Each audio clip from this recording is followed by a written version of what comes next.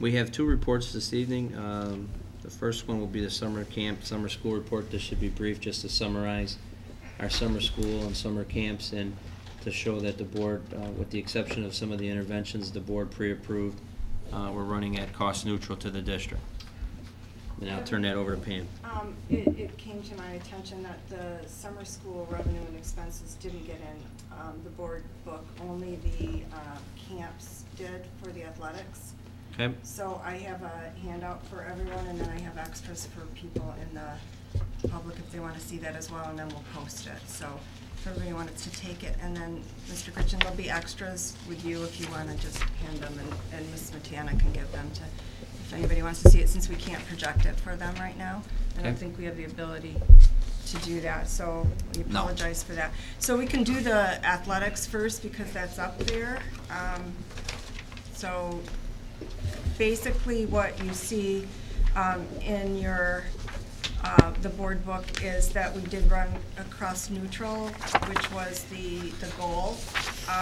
We did charge for each athlete, as noted on the bottom, the $5 for the building fee and $5 for the trainer, in order to cover those expenses so that he could be here and get the supplies to help the kids in the summer as well. So those are some additional lines at the bottom where you see the building fee and the trainer accounted for. But all of the other sports camps ran at zero. They didn't lose the district any money, and the money that they had after they covered the building fee, the trainer, their salaries, their supplies, it covered their needs. They paid their people with what they had left over, basically. So I think that Art Ostro did an excellent job in running that and making sure that we didn't have any of the challenges we experienced years past. Pam, I know there was one or two questions. Do you have access to those questions? Mm-hmm. One was about the costs. Are we including everything? Would it include fueling for the buses, I think was the question, or entry fees? That would be in the supplies. They would have to cover everything out of that. Once everything's paid out and it's verified through the business office, then they take what's left and divide it for the salaries. So it's probably addressing entry fees. I don't know if it's addressing a gas bill. It's not. No. We asked that question last meeting. Yeah, no. It's they're but if we have to probably rent using a bus, our buses, they're not renting buses. Okay. The expense that they'd be using ours. So if there's anything that they were expected to pay, they would have to pay up that before the salaries would be released. So if we one thing we put in that. place is when my first summer here, coaches were being paid like with every payroll, and then all of a sudden we got into August and realized the coaches got paid, and all of a sudden the t-shirt bill came due, or the basketball bill came due, or the cones that they used for cross country came. So we've changed that now. Nobody can, a head coach cannot submit to the athletic director their timesheets and payroll for their summer camp until all purchase orders have been rectified and closed out. So, and then we do one payroll for that sport. Is that correct, Tim? Yes. Okay. And then the supplies for the trainer, paying the $4,000, was that for tape, etc., for the trainer? I'm sorry. Yeah, that would be the supplies that are used in the summer, and if there are extra. And how the salary was arranged with the trainer, I believe that was a discussion that Kevin had with him to have him on site for safety reasons for certain events that were being held here in practices, and so the leftover is for whatever supplies they needed for their athletes, and it's all accounted for through Tim. What is the decision not to run a camp? Like, I'm looking at girls golf, there were 8, girls gymnastics, there were 6. I mean, to me, the building fee is it's like a backed-in number, and it's really not an analysis done to see what the true cost of the building. I know you guys said it's break even, but I would argue that probably it isn't. Again, we don't want to be making tons of money off of these things, but do we make a conscious decision to say, do we when not to run something? Well, there's When a you have 6 discussion that, participants? yeah, Art does have those discussions with the coaches. They're trying to build their programs, and some of the programs have been a little bit fledgling, like with the girls' gymnastics. So that coach, Coach Sislick, wants to run it, even though he's not making money. He wants to put the time in order to give the girls practice and try and bring some new people up. So he's made that decision. As far as the building fee, when you look at the summer school sheet, we do, you're going to see a real variance in how much we charge for the building, because a computer lab would cost more than a different classroom that doesn't have that amount of power. So I know Joel Hatchie gave us a very detailed accounting for what different rooms in different parts of the building cost. As far as the athletic venues, it's a little bit, might be a little bit harder to cost out. I don't know, why we did it. A lot of times those people are outside of the building, they're not even in the building, they're kind of changing and they're going out for practice. So I don't know, it might have been a little bit harder to figure, and we came up with the 5 per athlete as a way to handle that. I'm trying to remember back that discussion, because we've done it this way a couple times. I don't know, Kevin, This has can been you done the remember? last 2 years. This is Yeah. something I put in at the end of my first year because we weren't charging anything. Well, I know. Yeah, so, I mean, I it's not, see, we're I not here to see, make a lot of money, Right. but it seems to me we back could into tell you it these probably numbers cost- so that we can pay people. And is there a rationale to what ultimately people working the camps are getting a set fee?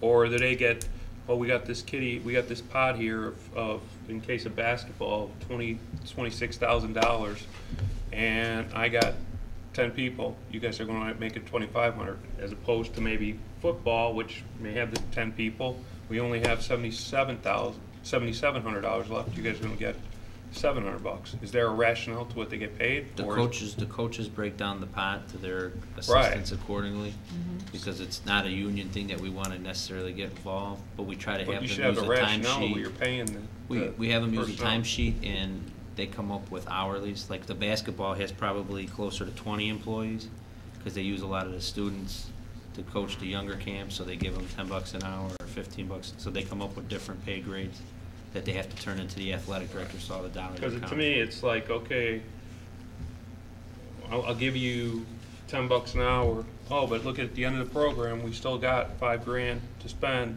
I'm going to give you guys additional bonuses out, because we don't want to walk away with zero. We want to walk away with net zero. That's how I read this report. Right, so is your suggestion that we need to look at the building costs as well as the fees the coaches are charging to make sure that they're not? I think you should have a rationale of what the. And Art's kids are not getting here paid. tonight, I'm not, I know he does that. I have know he is. individual timesheets that do break down, so Yeah. you probably could provide some of that. Okay. Well, you brought up 2 different issues, though. The first one is if the girls' golf coach is willing to run a program for 8 people and only make $160 for however long that lasts, you could also make the argument there is really no building cost. If the building's open and being used already, how much does 8 more people coming into the building cost the school district? So, if the coaches are willing to do that, I don't see how there's any downside as long as it's fair. But I see your point on the other side. If the coaches are able to attract large numbers and at a high fee, Maybe they there should should be lower their fee. lower their fee or some, use the money to go into the, what's the fair salary? And maybe there, with 20 or 30 coaches, maybe it's not any much more than some of the other ones. Some of these numbers seem to be roughly proportional, the Right. bigger numbers. Right. Yeah. The other thing is, you had 414 campers, so. Right. And I'm not saying that Right. the district takes the money back. I mean, that could be monies that then, because we're looking there, for the last 3 years, we go to Art and we say, Art, what are you doing with your supply budgets? You had to cut it 8%. We had them cut it 8% or 10% for 2 years.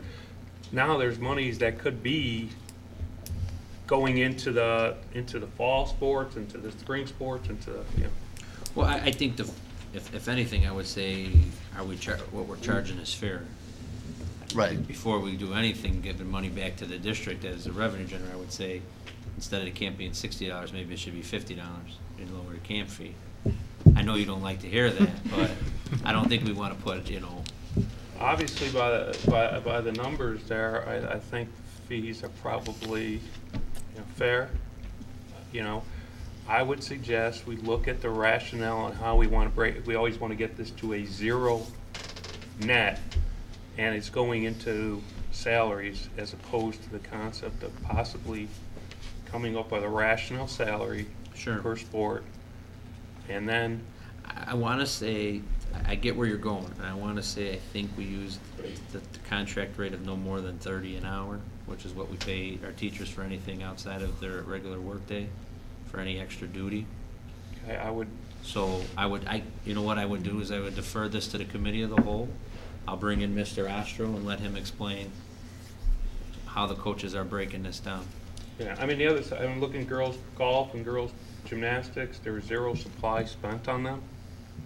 So is that a fair for the girls, for those girls that participated in? They didn't get a t-shirt, they didn't get anything to walk away from the camp? That means they got their green peas free.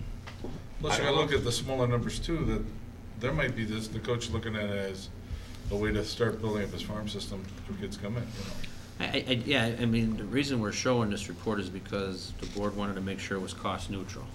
And I think we got into this discussion last year, and then we're showing it's cost neutral, and now we want to get into, you know, do we want to manage this a little bit? And if the board wants me to look into managing it, I'll look into manage it and make sure we have a consistent philosophy. But the goal was to make sure, in the past, we were paying bills on this stuff. Right. And these people were still getting paid.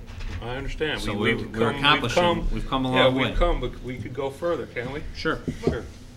And if I'm hearing Gary right, I think I'm also hearing that if there's an extra $500 that can go to the school to buy basketballs, because don't they use the basketballs here? I mean, that wouldn't be a bad thing, right? Right. That all our students could, and then they would have new basketballs and they would use them in gym and everywhere else. Right, I just want to make sure, I mean, we already charge pay to participate. Right. Are we trying to build supply budgets now in summer camps? I mean, Well, but the philosophy Just is wanna if make our sure. summer camps are fair and there's a little extra dollars, like Gary said, we've asked the athletic director to cut the supply budget. So eventually, the money for the new basketballs has to come from somewhere. okay, I don't disagree. That would not be cost neutral. That would be then, let's try to generate a little revenue. So I just, Wait. Right now, the person running the camp says, I got $5,000 extra. I get to spend it on salaries. or supplies for the program that they're not going to get through the athletic department. That's another thing that they do use. This does go into their activity account. So some of these guys that maybe don't get something through his supply budget say, hey, we know what we really need that kicking net. They go and buy that net, and then they say, hey, you know, this is something we all agree we wanted as a staff. We can't get this to our supply budget. We'll buy this for our team. The rest will go out to our salaries or our. So I know they do some of that as well. All right, any other questions on athletics? Let's look at summer school revenue and expenses. Tammy, you want to go over? Sure. We expanded our summer school program with your support this summer, and we were very appreciative of that, running several classes for credit recovery that we hadn't offered before, with the algebra and geometry and the English 9, 10, and 11, as you can see. We did charge for building fees for those. You can see where we came out. Our numbers at the bottom of waived students went up significantly. Also, our credit recovery program with the Apex computerized credit, courses, that we had a number of students in as well. But as you notice, the number of waived students went up. So as you look at your vulnerable academic learners, a number of them are also economically disadvantaged, which is no surprise. So the number of total waived students we had this summer versus last summer, granted it was a bigger program this summer, but it was proportionately bigger. So we had 35 students who were waived that were enrolled in summer school, whereas last year it was 14. So we're building a summer school program for our most vulnerable kids, and so that's why we weren't able to bring in the amount of revenue that would cover some of those building fees. For instance, as you can see, one of the highest building fees is the computer lab that's used for the credit recovery. Last year, I believe we had a zero. We didn't charge for our credit recovery. We didn't charge a building fee for it because we said they were vulnerable kids and we would provide the space for them so that they could graduate. A lot of them are fifth-year seniors, and we're trying to bring up our graduation rate. This year, to show you what it would look like if we charged, we put that $800 in for you. so that you could see the cost of what a computer lab does run versus a couple English classrooms. So the non-credited courses, those run a little bit more like the camps that we were just looking at for athletics, where they need to make sure to cover their costs. Driver's education, there's a note. Normally, we show extra money coming in for that, and Tim can explain a little bit more about that, but the program, it's based on the fiscal year when it's going to get charged, because the kids, when they put the money into the business office and when it comes out, there's a discrepancy this year, which makes it appear as a bigger deficit. So I don't know, Tim, if you wanted to make note about how that happens one year from the other differently. Well, I think it's just as Pam said, if a student comes in April or May and is paying for a summer program, that money's obviously being deposited into the bank, and it's going in as revenue, in that fiscal year, where the expense may come in the next fiscal year. A lot of these summer programs are crossing over fiscal years, which is why it's hard to get it to come out exactly. It's coming out even, but it's between 2 years. So I didn't know if you had any particular questions that you wanted to address on this, and I'm sorry you didn't get a chance to look at it in advance. And John Passarella was planning to be here, but he got the flu at the end of the day today. We have a bad flu going around, so everybody at home. The credit recovery, the algebra, and the English are the courses that the administration presented to the board at the end of last year that would be direct interventions to help us with our district goals for math, English, and credit recovery for graduation rate. Right. Was that the number that you were hoping for? Were you hoping for bigger numbers? We were actually very pleased with the numbers. You want as many as possible, Right. But what we're trying to do is catch those students younger in the 9th and 10th grade so that it doesn't get so far behind and they're all in apex credit recovery as juniors and seniors. So we were pleased. The challenge is a lot of the kids that failed algebra also failed English, so they can't take them both. We don't have 2 summer sessions going, we have 1, so they had to make a choice. So we know they have to come back next summer to get the other one that they failed as a freshman. So as we're looking at it, I don't know if we're going to start considering, will we run 2 sessions so that if you are a student that failed multiple courses, you don't get so far behind. Do you see what I'm saying? Yeah, but It's why couldn't we offer that staggered so that it could have been offered AM, PM? Why couldn't it? Yeah, we would have to do that. We'd have to run a different style program than we've done in the past. Maybe in order to capture them earlier on, don't you want to capture them earlier on as opposed to waiting another year? There's something to be said for, it's so intense summer school, that many hours on one subject, probably 2 in a day it's probably better to spread them out over the summer and have a 1 session followed by another, which some summer school programs do. It's very typical in the area. We've never had enough students. That's something we could look at doing in order to make more gains. From a percentage of those students who fail, who were, should have come to the numbers that actually enrolled, what percentage did you capture? I don't know. I'm wondering if Ms. Matana has any idea of what that would be. It's higher than it's been. I mean, we were pleased. I mean, we talking 60%, we talking 30%, we talking... No, we can get that and give that to you, of the failures, how many. I mean, 12 is still pretty small for failing. I would say that's a lower number than I would like to see in that class. But we could give you specifically how many failed and what percentage showed up.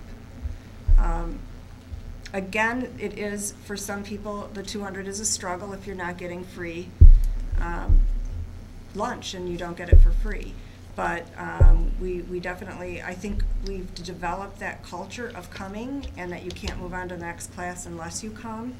So it's going to be a transitional process, but definitely I would have wanted to see the math numbers a little higher. So Pam, can I ask, so if a student has trouble making the fee, is there a recourse for, and they're not on, the family doesn't qualify for the fee? Right. Is there a recourse for that family? Can they go to the Educational Foundation? Can they fill out a form? Could they do something? They can do a payment plan, I believe. Can they for summer? Yeah. Yeah.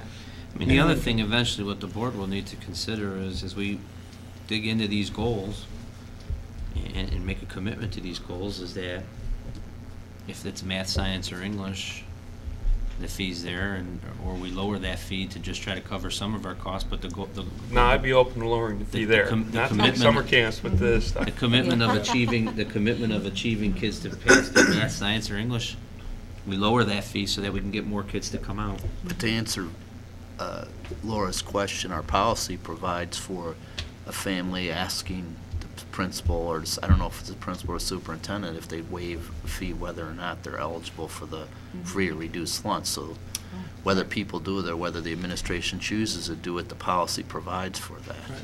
And we Right. we did waive kids this summer, and Tim has worked with people on payment plans, and so it's not that they haven't. Sometimes it's just a matter of promoting it earlier.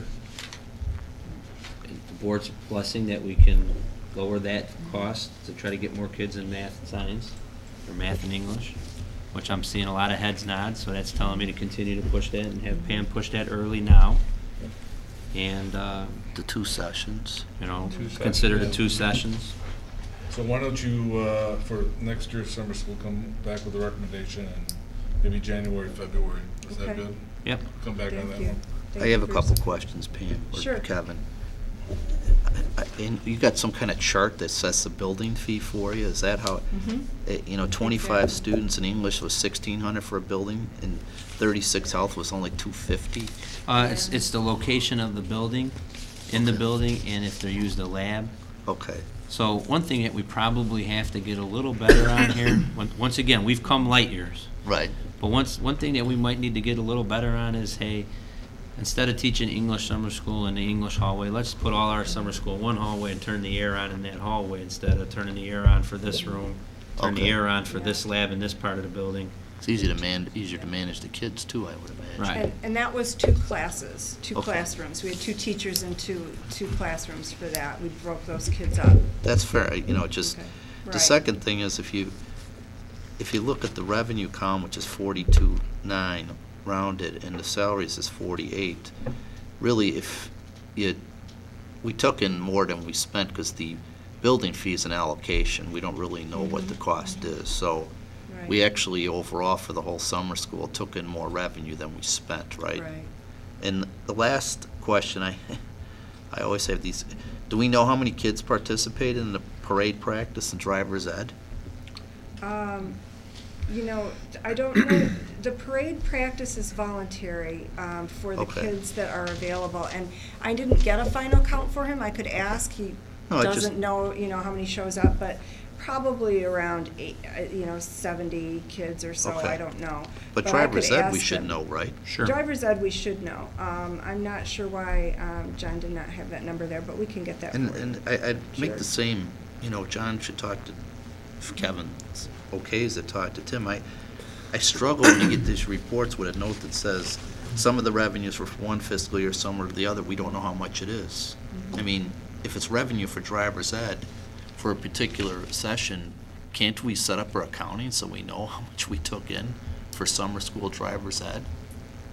Yeah, I just don't know if they start paying like as far back as April. Okay. So it's But just they're a matter paying of- for We some do- program. This is one of the most popular things to sign up for in the summer, that, to get it out of your school year. So as soon as that summer brochure is printed and out, people are flooding in there to get those spots in driver's ed, and that's why it's out of the fiscal year. So Tim, you're just trying to show the impact on the 2013 year? Is that what you're attempting to do? What was attempting to do on this? Cost neutral. Just cost neutral, yeah. Just showing what the, And it's simple, very easy to set it up so that the business office starts logging anybody that starts paying for summer driver's ed. They can keep a running tally. It's not a hard thing. just like we do for the sports, so we know. Right. We can do that. All right, any other questions? Light years, Yeah, so Pam, you're gonna give us back that information? okay? Yes, definitely.